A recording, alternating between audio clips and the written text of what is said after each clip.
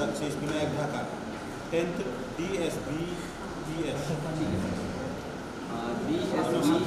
प्रत्येक पेज के नीचे आप क्या करेंगे, हस्ताक्षर अपना नाम लिखेंगे। क्यों करेंगे? उससे ये पता चलेगा कि आपके चारों के चारों पेज आपके पास हैं। ऐसा ना हो कि आपका कोई पेज गायब हो गया, मिस हो गया और आपका फिर बाद में पता चला आप कह रहे कि हमारे पास 4 पेज नहीं आएंगे, 3 ही पेज आएंगे। तो आपको मैं बताना चाहूँगा 4 पेज हैं और 4 पेज के प्रत्येक पेज के नीचे आप क्या करेंगे, हस्ताक्षर करें, जिससे आप संतुष्ट हो जाए कि मेरे पास 4 पेज पहुंच चुके। समझ गए? कितने प्रश्न होंगे इसमें? कितने प्रश्न होंगे? 20। आप जनपद से प्रथम और द्वितीय है तो 20 प्रश्न होंगे, 10 अंक। समझ गए? और 10 अंक यहाँ से मिलेंगे, बाकी आपके 90 अंक आपके कहाँ है, प्रेजेंटेशन। वो थोड़ी देर टाइम जब सबको पढ़ जाएंगे टाइम शुरू होता है। कम कैसे हो रहे तो सर राणा सर पेपर कम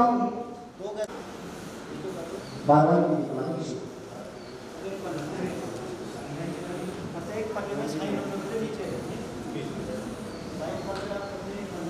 सर ड्यूरेशन हो गया। सर निर्णायक कन्वर्ट सर बच्चों जहाँ बैच किया एक दो दोस्त और रखो अपने साथ। जय सलोनी उत्तराखंड देहरादून द्वारा आयोजित राज्य विज्ञान संगोष्ठी 2023 हमारे बीच उपस्थित इस कार्यक्रम के मुख्य अतिथि के रूप में प्रांत उत्तराखंड गौ सेवा आयोग के प्रांतीय सदस्य, जिला योजना समिति चमोली के सदस्य और नगर पालिका परिषद गोचर के वरिष्ठ सभासद आदरणीय अनिल नेगी जी हमारे बीच उपस्थित हैं। आप मुख्य अतिथि के रूप में हमारे बीच उपस्थित हैं। सर आपका बहुत बहुत धन्यवाद, आभार व्यक्त करता हूँ। विशिष्ट अतिथि के गढ़वाल सांसद के प्रतिनिधि श्री नवीन ठाकुर जी, सर आपका बहुत बहुत स्वागत। साथ में विशिष्ट अतिथि के रूप में हमारे विद्यालय के शिक्षक एवं संघ के अध्यक्ष आदरणीय DS चौहान सर, आपका बहुत बहुत स्वागत। विशिष्ट अतिथि के रूप में हमारे बीच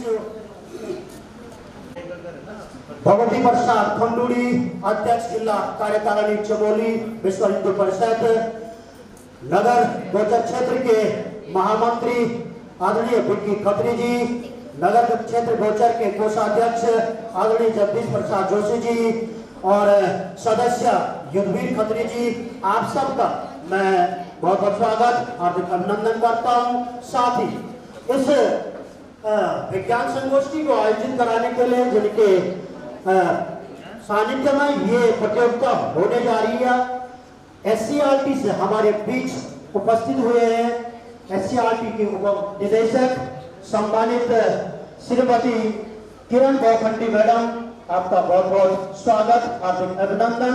साथ में है SCRT उत्तराखंड देहरादून की प्रवक्ता आदरणीय श्रीमती नीलम पवार मैडम, आपका बहुत बहुत स्वागत हार्दिक अभिनंदन। और इस प्रतियोगिता के राज्य समन्वयक आदरणीय देवराज सिंह राणा जी SCRT उत्तराखंड देहरादून हमारे बीच उपस्थित हैं। आप सबका बहुत बहुत स्वागत। विभिन्न जनपदों से टीम प्रभारी मार्गदर्शक शिक्षक के रूप में उपस्थित मेरे सभी शिक्षक शिक्षिका बहनों, आप सबका बहुत बहुत स्वागत हार्दिक अभिनंदन। और हमारे बीच आदरणीय वृद्धि प्रधानाचार्य राष्ट्रीय इंटर कॉलेज सैनिक पौड़ी गढ़वाल भी उपस्थित है। सर आपका भी विद्यालय परिवार की ओर से बहुत बहुत स्वागत हार्दिक अभिनंदन। और इस कार्यक्रम के जो सबसे अति विशिष्ट हमारे जो अति विशिष्ट अतिथि हैं आज ये हमारे प्रतिभागी बच्चे जो हमारे उत्तराखंड राज्य के दूरस्थ क्षेत्रों से हमारे बीच प्रतिभाग करने के लिए यहाँ उपस्थित है। आप सबका मैं पूरे विद्यालय परिवार की ओर से, जनपद चमोली की ओर से, शिक्षा विभाग उत्तराखंड की ओर से आपका बहुत बहुत स्वागत हार्दिक अभिनंदन करता हूँ। और इस प्रक्रिया को आगे बढ़ाते हुए मैं आदरणीय राणा सर राज्य समन्वयक राणा सर, आपसे रिक्वेस्ट है आपके राज्य प्रतियोगिता में आप आगे आने का थोड़ा कष्ट कीजिएगा। पुष्प गुच्छ द्वारा हमारे मुख्य अतिथि आदरणीय लोक समन्वयक राष्ट्रीय शिक्षक संघ चमोली के संगठन मंत्री सर, आप नवीन ठाकुर जी को DS नेगी सर कष्ट कीजिएगा। मैं विद्यालय की प्रधानाचार्य मैडम द्वारा स्वागत सम्मान करने का कष्ट कीजिएगा और मैं सम्मान करने का कष्ट कीजिएगा। मैं साथ में एक बार पुनः जगदीश कंसाल राज्य विज्ञान समन्वय आदरणीय राणा जी का पुष्पगुच्छ द्वारा वही प्रधानाचार्य दृष्टि राजकीय कॉलेज सैनिक भाग बैठे हैं। पुष्पगुच्छ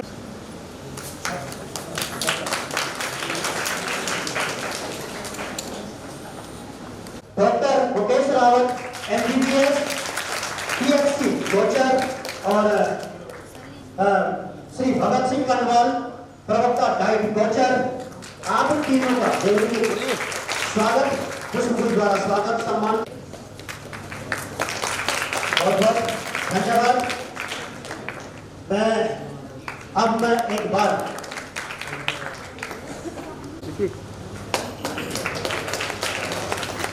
भगवती प्रसाद खंडूड़ी जी अध्यक्ष, युद्धवीर खत्री जी सदस्य नगर क्षेत्र का, आप लोगों का आप जाओ वहाँ ऐसा है मतलब राणा मैडम को आप सब बैठे ना बैच पहना हुआ सके अतिथियों को बैच अलंकृत कर सबका स्वागत सम्मान करने का कष्ट कीजिएगा। शिक्षा लीजिए, आप चाहिए आपके साथ सबको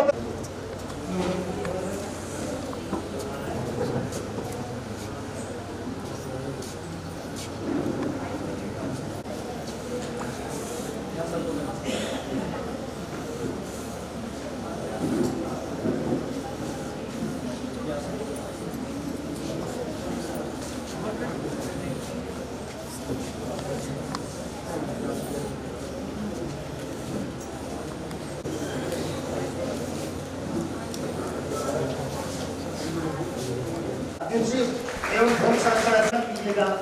और मैं हमारे विद्यालय आपका करने जा रहे हैं और मुझे उम्मीद मैं SCRT से मैं उपनिदेशक में राज्य विज्ञान समाज जी प्रज्वलित कर इस कार्यक्रम का विधिवत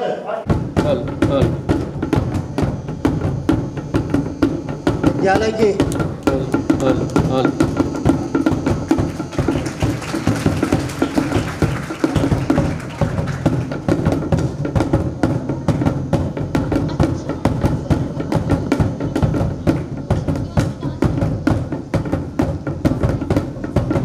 सभी अतिथिगणों द्वारा इस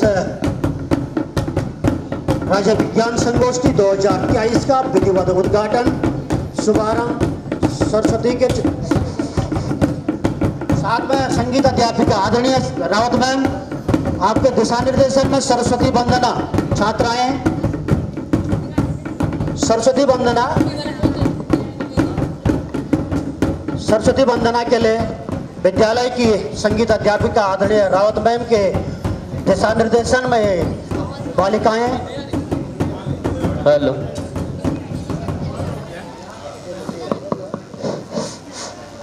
हेलो हेलो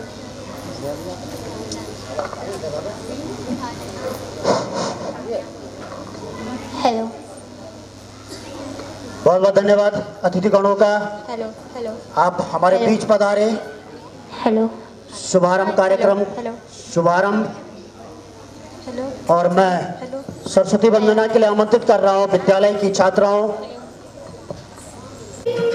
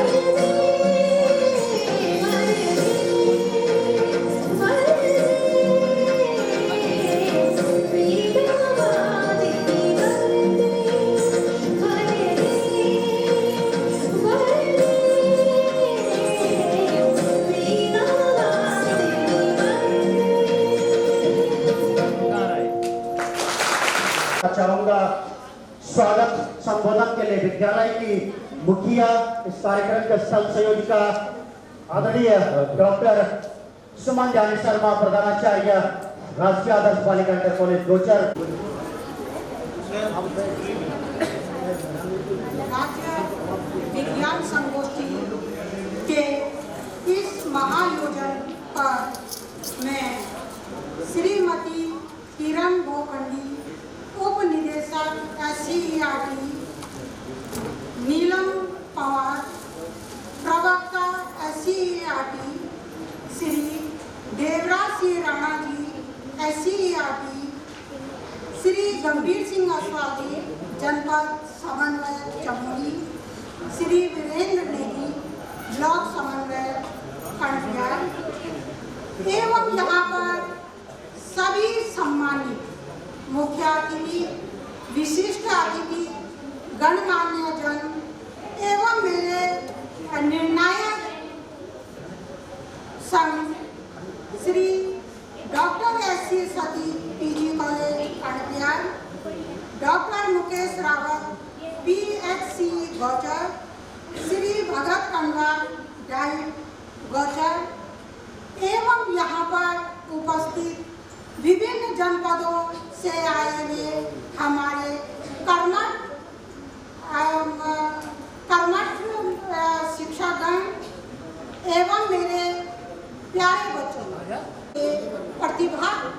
प्रतिभागी बच्चे सभी का मैं समस्त विद्यालय परिवार की ओर से हार्दिक अभिनंदन एवं हार्दिक स्वागत करती हूँ। मैं आयोजन में अपनी भूमिका किसी भी रूप से निभा रहे हैं, मैं उन सभी गुरुजनों का हार्दिक अभिनंदन और स्वागत करती हूँ। मैं अपने प्यारे बच्चे जो यहाँ पर अभी अपने प्रोजेक्ट वर्क को दिखाएंगे, आप निर्भय होकर फर्स्ट, सेकंड, थर्ड तो बेटा 3 बच्चों ने ही आना है, पर आप लोग निराश नहीं होंगे। जिन जनपदों के प्रतिभागी अपना स्थान प्राप्त नहीं कर पाएंगे, वो बच्चे भी यहाँ पर अपना प्रतिभा करके अपने प्रतिभा का प्रदर्शन करेंगे। वो सभी बच्चे भी यहाँ पर स्वागत के योग्य हैं और उनको भी शुभकामनाएं कि वे अपना उत्कृष्ट कार्यक्रम यहाँ पर दिखाएंगे।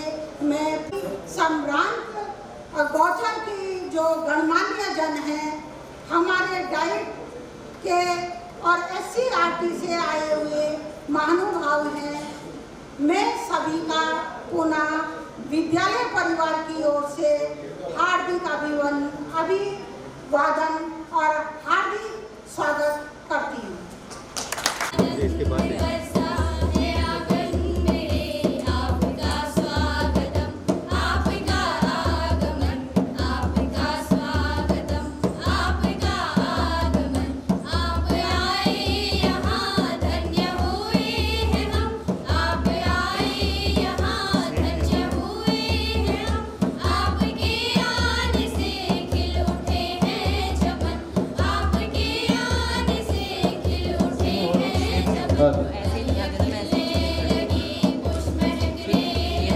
आपका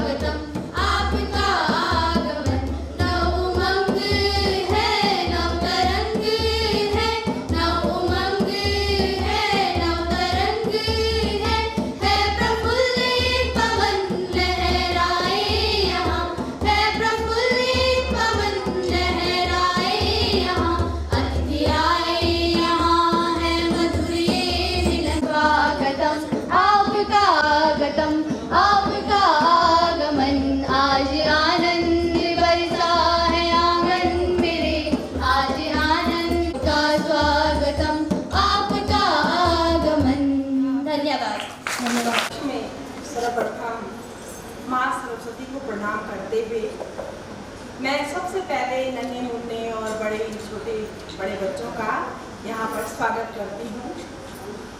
आज के मुख्य अतिथि, आज के निर्णायकगण, इस क्षेत्र के विभिन्न गणमान्य अतिथिगण, समस्त विद्यालय स्टाफ और इस कार्यक्रम को जो यहाँ पर भली प्रकार से संचालित कर रहे हैं, इस विद्यालय की प्रधानाचार्य और उनकी समस्त टीम का मैं यहाँ पर सर्वप्रथम स्वागत करते हुए और धन्यवाद देती हूँ। मैं SCERT की ओर से आप सभी को आपका हार्दिक अभिनंदन करती हूँ। आज की इस विज्ञान संगोष्ठी में विभिन्न जनपदों से आए हुए प्यारे प्यारे बच्चों को देख करके बहुत अच्छा लग रहा है, मन प्रफुल्लित है। प्यारे बच्चों, विज्ञान संगोष्ठी अन्य कार्यक्रमों से थोड़ा सा हटकर है। अनेक विषय हम लोग पढ़ते हैं, आपने अनेक विषयों का अध्ययन किया है, कर रहे हैं, लेकिन विज्ञान संगोष्ठी में केवल यहाँ पर 25 बच्चे आए हैं। इसका अर्थ आपको समझना चाहिए। निश्चित रूप से अपने विद्यालय स्तर से, अपने ब्लॉक स्तर से और फिर जनपद स्तर से चयनित होकर के आप राज्य स्तर तक पहुँचे हैं, तो इसमें आप साधुवाद के पात्र हैं। विज्ञान स्वयं में एक विशेष दृष्टि है।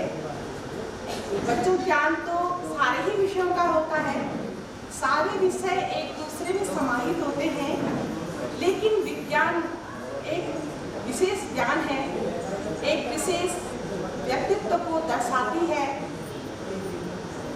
वैज्ञानिक जो सोच होती है वो थोड़ा हटकर तो होती है।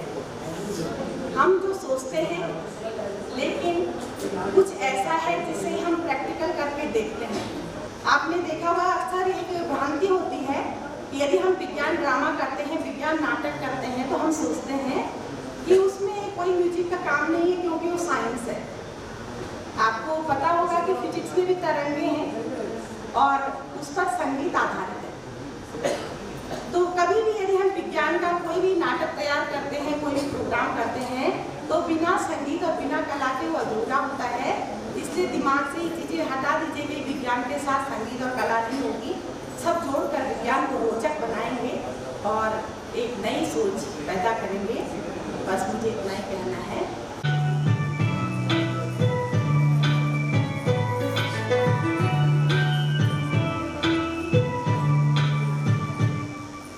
आसपास की दुनिया के नियमों पर चलती है, इसके कहने पर ये पृथ्वी घूमती रहती है।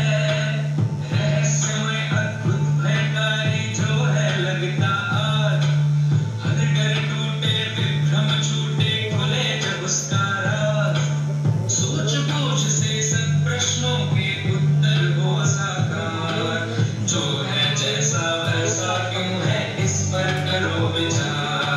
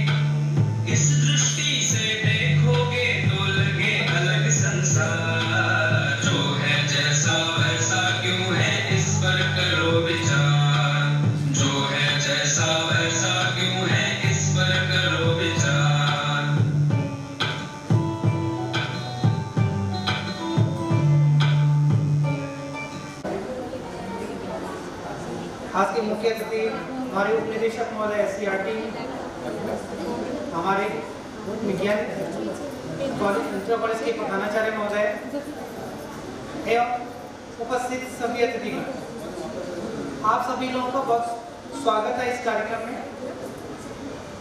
और सबसे पहले तो आप सभी लोग बधाई के पात्र हैं कि आप पूरे उत्तराखंड स्टेट में आप लोग चयनित होकर आए हैं और आप ऐसे कार्यक्रम के लिए ऐसे विषय पर प्रतियोगिता में भाग ले रहे हैं और उसके आप भागीदार बन रहे हैं जो कि भविष्य के लिए हमारे लिए एक, चाहे हमारे स्वास्थ्य की बात करें, चाहे आर्थिकी की बात करें, चाहे हम किसानों की बात करें, चाहे हम आर्थिक व्यवस्था की बात करें, उसमें इस जो मिलेट्स का है वो बहुत बड़ा योगदान होने वाला है। प्रिय छात्रों, मैं मिलेट्स के बारे में कुछ बातें कहना चाहता हूँ। ये जो मिलेट्स होते हैं ये पारंपरिक अनाज, मतलब ये हमारी, जैसे भी मैम ने कहा है कि ये हमारी संस्कृति रही है।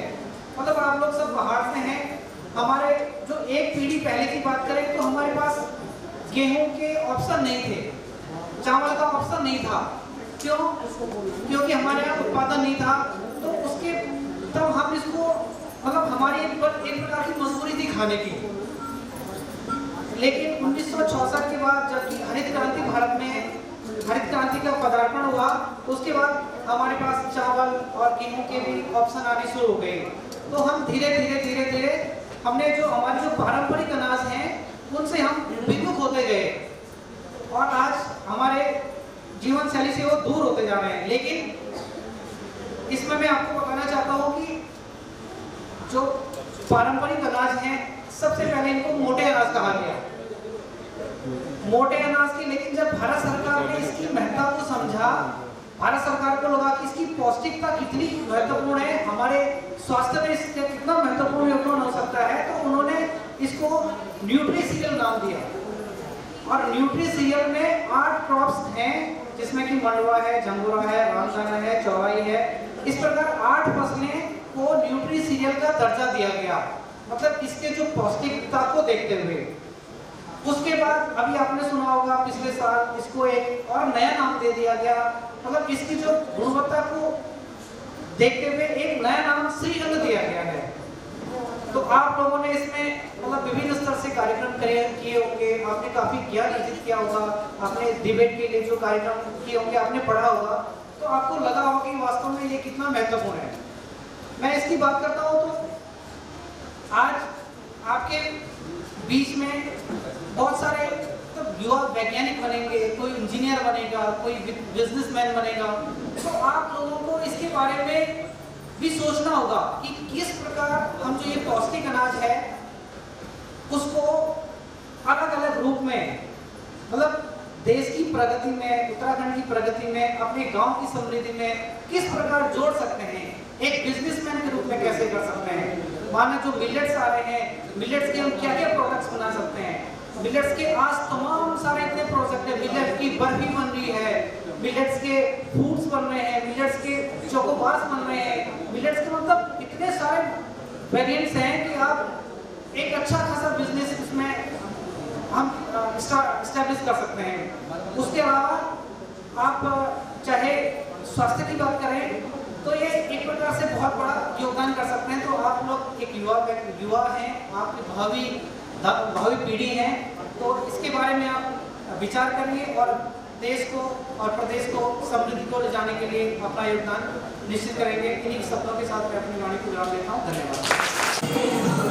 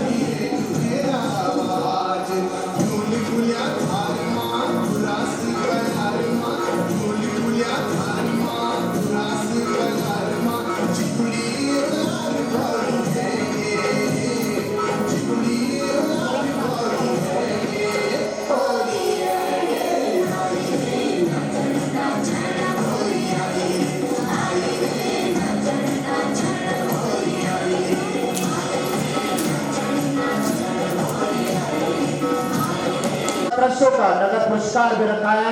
तो आप 25 बच्चों के लिए एक कंपटीशन कि अब आप लोगों के अंदर और भी क्या कहते हैं उसको प्रतिबद्धता जाहिर होगी कि मैं प्रथम है ना, तो सभी प्रथम निकलने की कोशिश करेंगे। तो बहुत ही अच्छा व्याख्यान प्रस्तुतिकरण आप लोगों के द्वारा होगा।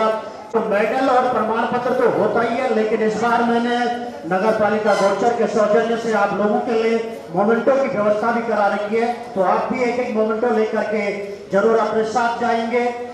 इससे पहले निर्मल निहोलिया प्रवक्ता राजीव गांधी नवोदय विद्यालय खटीमा उधम सिंह नगर, सर आप दोनों से निवेदन, आपको इतना बड़ा पुरस्कार मिला, आप उत्तराखंड राज्य शैलेश मटियानी, निर्मल सर को शैलेश मटियानी और दौलत गोसाई सर को राष्ट्रपति पुरस्कार। तो हमारे लिए विज्ञान के क्षेत्र में विज्ञान के अध्यापकों के लिए गर्व की बात है, आप पर हम गर्व महसूस करते हैं। हमारे लिए आप मार्गदर्शक के रूप में कार्य करेंगे, आपको देख करके हम भी इस पुरस्कार को पाने की कोशिश करेंगे।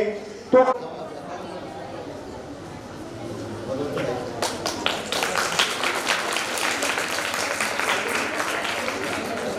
और एक फोटो में भी आ रहा हूं सर।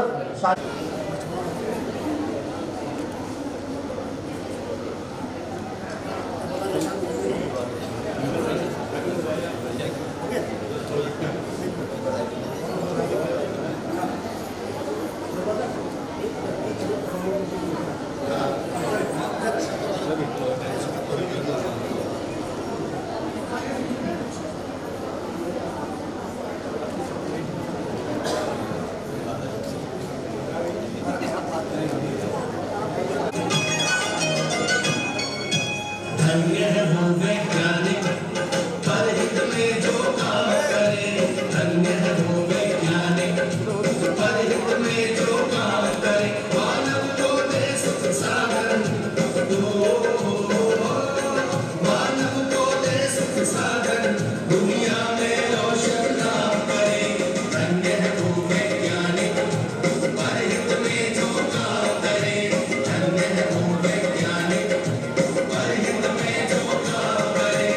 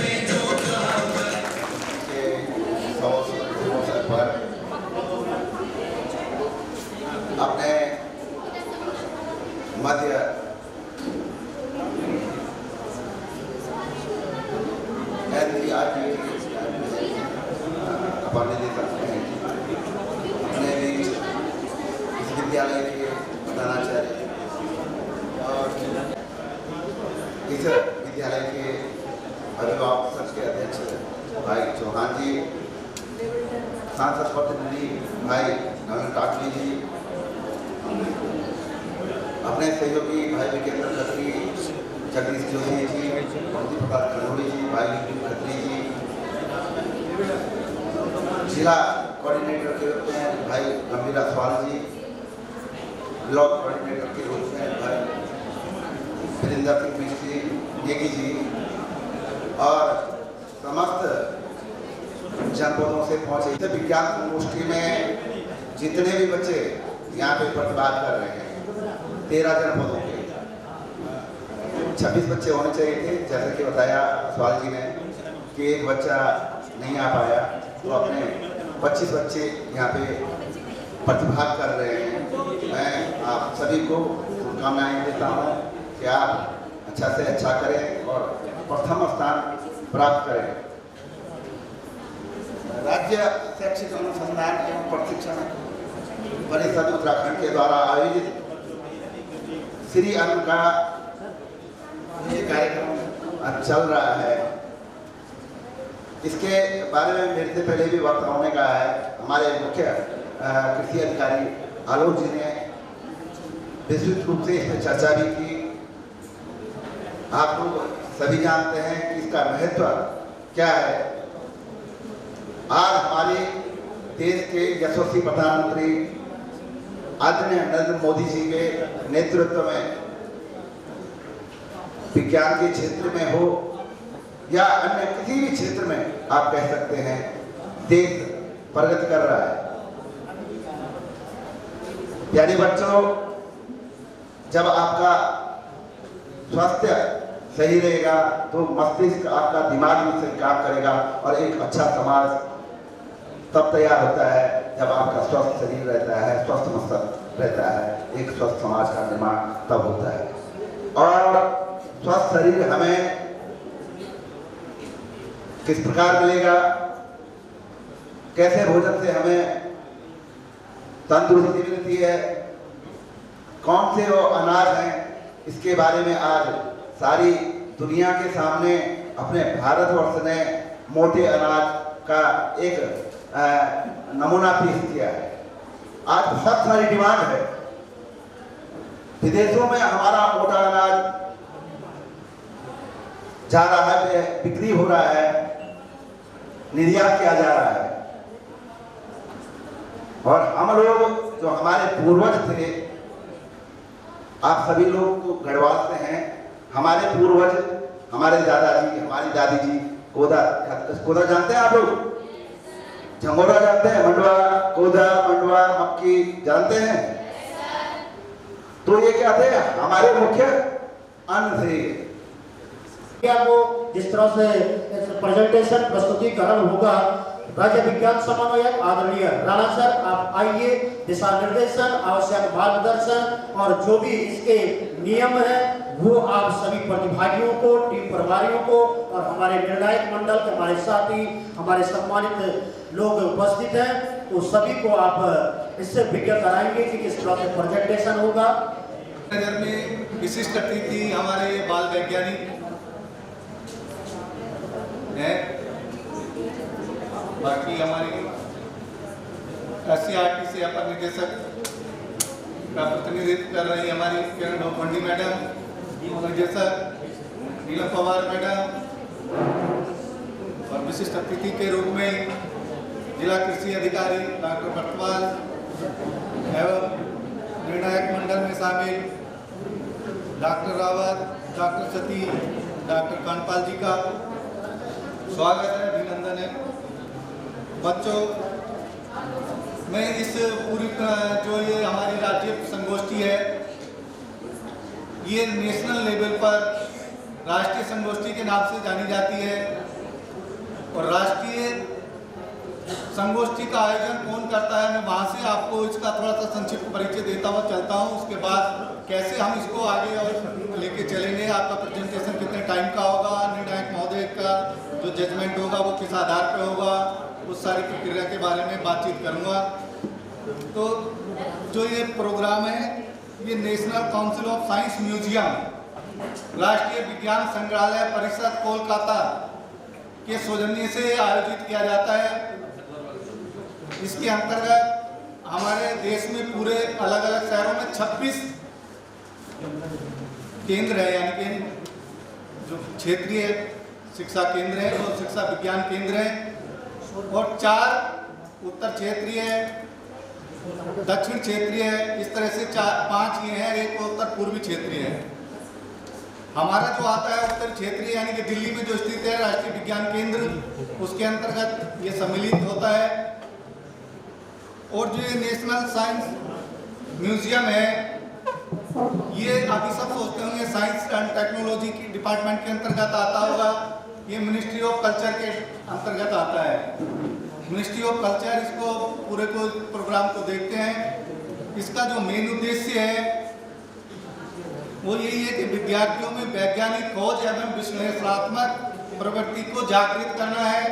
नंबर दूसरा है कि जो हमारा बच्चों की जो वैज्ञानिक है, इनकी जो सोच है उसको एक मंच प्रदान करना। और तीसरा इसका जो मोटिव है, मुख्य उद्देश्य है, वो है कि विद्यार्थियों में राष्ट्र एकता की भावना का विकास करना। तो इन सब उद्देश्यों को लेकर राष्ट्रीय विज्ञान केंद्र प्रत्येक वर्ष 1978 में इसका स्थापना हुई थी, तब से लगातार हर वर्ष ये आयोजन हो रहा है इसका। इस बार उत्तराखंड की बात करें तो उत्तराखंड में 2005 से हम लगातार इसको कोरोना के 2 साल को छोड़ के प्रत्येक वर्ष कर रहे हैं।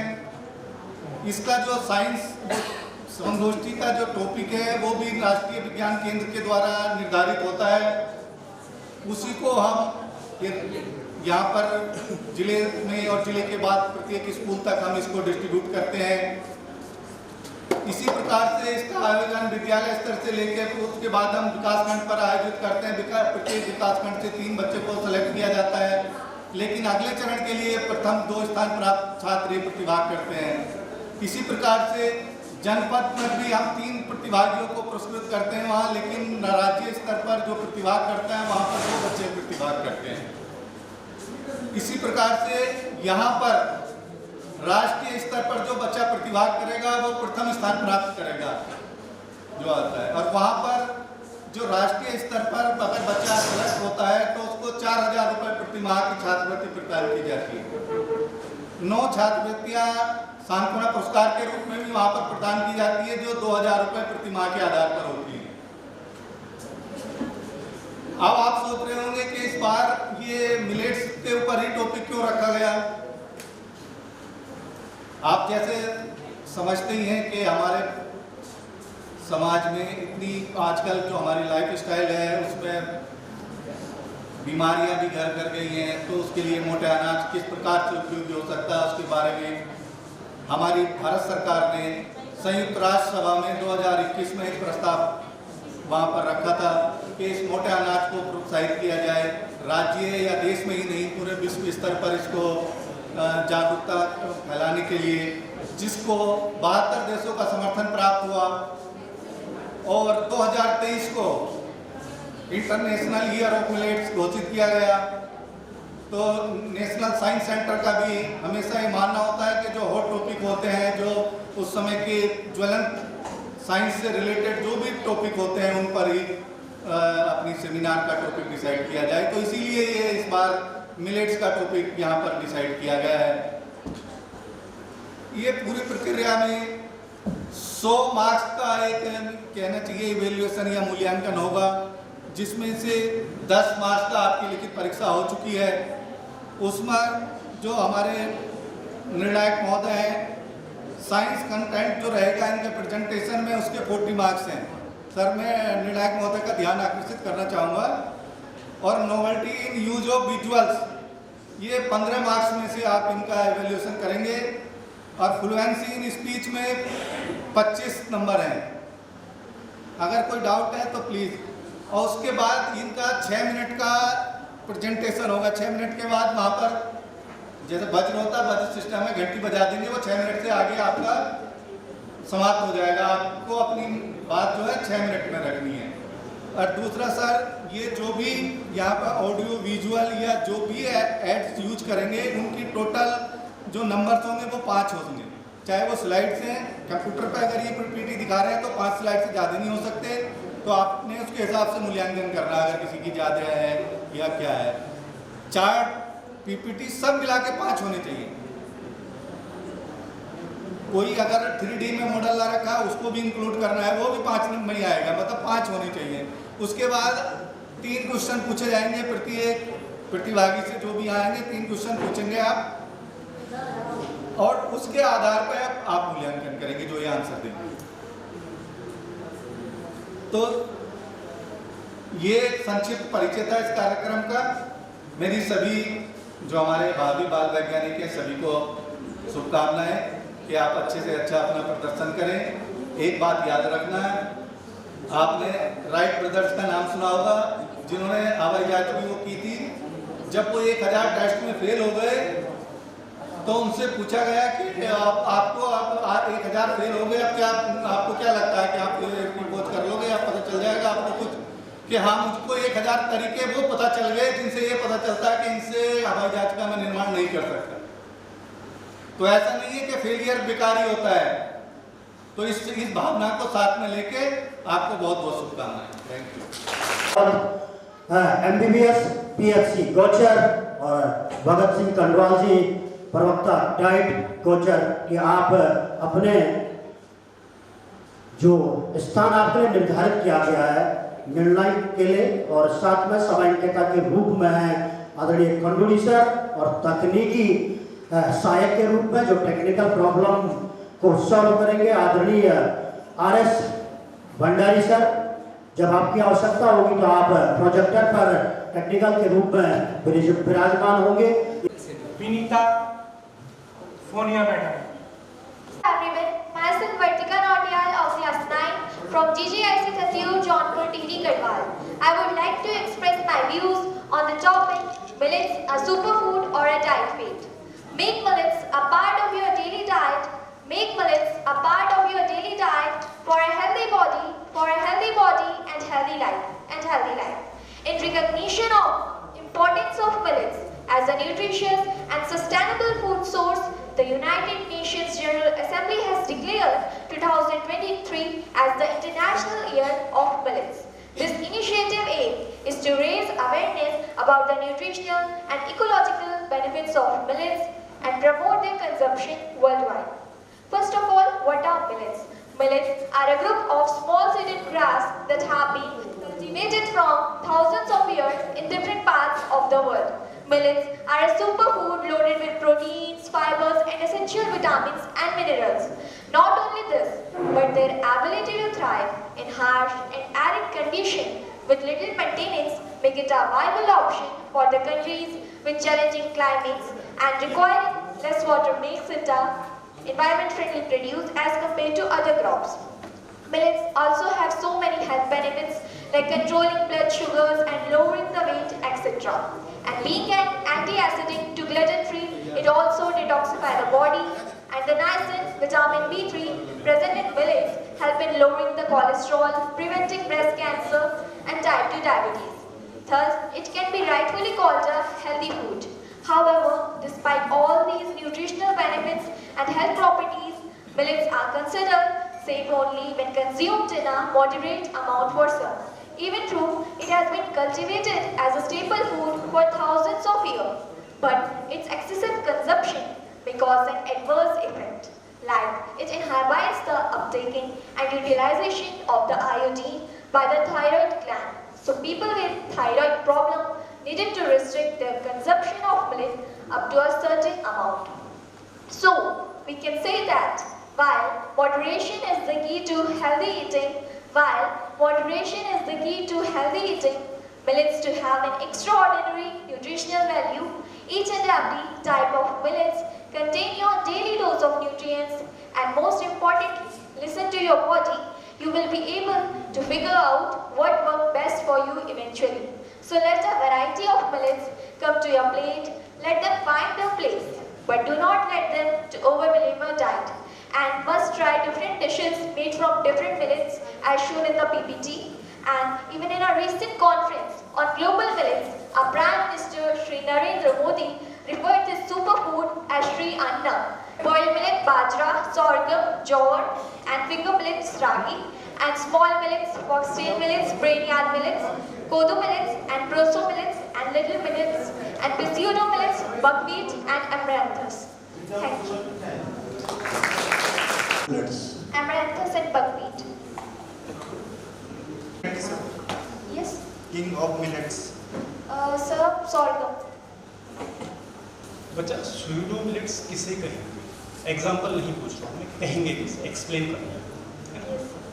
सर pseudo millets वैसे तो पोसेरी फैमिली से बिलोंग नहीं करते हैं, बट उनके जो कैरेक्टरिस्टिक्स है वो मिलेट्स से बहुत ही मेल खाते हैं, सो दैट्स व्हाई उन्हें pseudo millets कहते हैं। अतिथि महोदय, सम्मानित निर्णायक मंडल, समस्त श्रोतागण और प्रतिभागी भाई बहनों को मेरा सविनय नमस्कार। मैं दिवल जोशी आज श्री अन्न एक मूल्यवर्धित पौष्टिक अथवा भ्रांति आहार विषय पर आयोजित संगोष्ठी में जनपद अल्मोड़ा का प्रतिनिधित्व करने के लिए यहाँ उपस्थित हूँ। क्या है श्री अन्न? क्या कोई नए अनाज है? नहीं, ये वही कदम्य हैं जिनका वर्णन यजुर्वेद, विष्णु पुराण, कौटिल्य के अर्थशास्त्र, तोलकाप्यम, संगम साहित्य और 15वीं सदी की कन्नड़ कविता रागी थंदिरा में किया गया है। वही मोटे अनाज हैं बुजुर्गों की भोजन की थाली में महत्व, परंतु 1960 की हरित क्रांति के बाद ये हमारे भोजन की थाली में से लगभग गायब हो गए। इनमें ज्वार, बाजरा, रागी, सांवा, कंगनी, कोदो, कुटकी और चीना आदि प्रमुख हैं। आज दुनिया इन्हें मिलेट्स के नाम से जान रही है। अनेक पहचान रखने वाला यह मोटा अनाज आज विश्व में सबके आकर्षण का केंद्र बना है। यूएनओ ने भी वर्ष 2023 को इंटरनेशनल ईयर ऑफ मिलेट्स घोषित किया है और भारत इस अभियान की अगुवाई कर रहा है। भारत के वित्त मंत्री श्रीमती निर्मला सीतारमण जी ने भी वर्ष 2023-24 के बजट में भारत को मोटे अनाजों का हब बनाने की बात कही है और इन्हें श्री अन्न नाम दिया है। नेक्स्ट। पहले श्री लगाने का अर्थ है उसके प्रति आदर व सम्मान प्रकट करना, और वैसे भी कहा जाता है जहाँ श्री होती है वहाँ समृद्धि भी होती है और समग्रता भी। इसी प्रकार श्री अन्न भी भारत के समग्र विकास में सहायक हो रहा है, क्योंकि श्री अन्न यानी देश के छोटे किसानों की समृद्धि का द्वार, श्री अन्न यानी देश के आदिवासी समाज का सत्कार, श्री अन्न यानी देश के करोड़ों लोगों के पोषण का कर्णधार, श्री अन्न यानी कम पानी में ज्यादा फसल की पैदावार, श्री अन्न यानी केमिकल मुक्त खेती का बड़ा आधार, श्री अन्न यानी जलवायु परिवर्तन से निपटने में मददगार। नेक्स्ट। में एंटीऑक्सीडेंट होता है तो वो किस चीज में हेल्प करता है? सर एंटीऑक्सीडेंट्स हमारे सेल को डैमेज होने से बचाता है फ्री रेडिकल से। उसका मतलब कौन सी बीमारी? फ्री रेडिकल कैंसर करवाता है, तो कैंसर।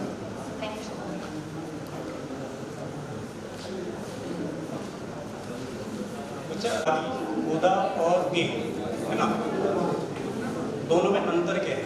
गेहूँ की रोटी खाने और पौधे की रोटी खाने, दोनों मंडवा जी की जो गेहूँ होता है उसमें ग्लूटेन बहुत ज़्यादा होता है, ग्लूटेन जो बहुत ज़्यादा होता है, तो इसीलिए वो हमारे शरीर के लिए हानिकारक भी होता है ग्लूटेन। लेकिन रागी में, मंडुए में ये सब नहीं होता, उसमें ग्लूटेन बिल्कुल नहीं होता, बहुत कम मात्रा में होता है, तो वो हमारे लिए हानिकारक नहीं है। इसको बढ़ाने के लिए कौन सा मोटा अनाज मदद करता है? बाजरा। Respected chief guests and distinguished teachers of the different districts and great minds present here of different districts, a very auspicious morning to all of you. This is Lakshita Ranania from Vivekananda Vidya Mandir, District Bageshwar. So, as we all know that we are here today to discuss on a very special topic, that is millets, a superfood or a diet plan. So, let's first get what is millets. So, millets are the group of cereal grains that belongs to the Poaceae family, or commonly known as the grass family. It looks like a small seed, and it is also a low maintenance and a drought-resistant crop at the same time. So, does this small seed-looking thing have any kind of nutrition in them? So, yes, this small seed-looking thing has lots of nutrition in them, including proteins, vitamins, minerals, having potassium that we all know is a mineral which have a healthy heart